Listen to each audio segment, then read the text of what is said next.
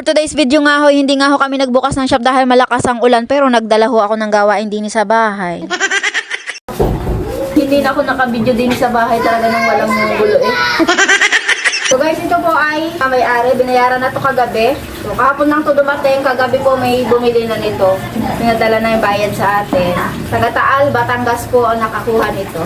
Thank you so much po sa tiwala nyo. Bali, napakabait nga ho nung kausap ko po diyan from Taal, Batangas. Salamat po sa inyong tiwala. Dahil nga po, yan nga po ay, nung sinabi ko sa kanya ang presyo ay nag-DP po. Agad chat, hindi siya nagdalawang isip. Pero yan nga po ay hindi daw agad niya makukuha. Kumbaga parang nagpa-reserve laang daw po siya. Ay may mga darating po akong iba't ibang kulay. Kaya may chance pa po talaga siyang makapili kung sakali man. Bali, ari nga ho, kung makikita nyo yung akin na sinisimulang wiringan. At dahil nga po kailangan natin tong isang testing ng magkaalaman ng aga kung maganda baga.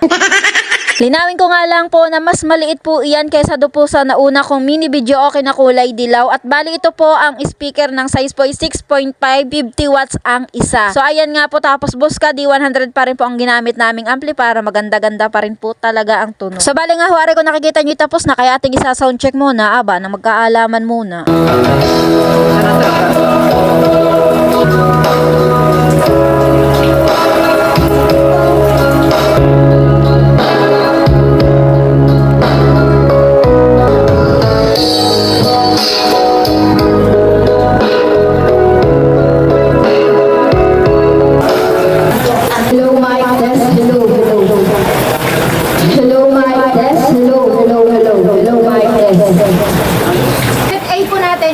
Bluetooth lang siya, pwede siyang i-connect sa cellphone at saka sa tablet.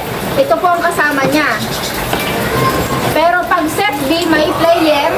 Kapag gusto nyo po siyang i-connect sa TV, may player, may sumbok po ito at saka may remote. Ang nakalagay pong kanta dito ay latest na po. So, ayan po. Set A, set B. Pero magkaiba po ang presyo niyan. So, ayan lang po yung explanation ko. Para sa iba po kasi nalilito. So, ayan po. Set A po, ito lang mismo. At itong isang mic.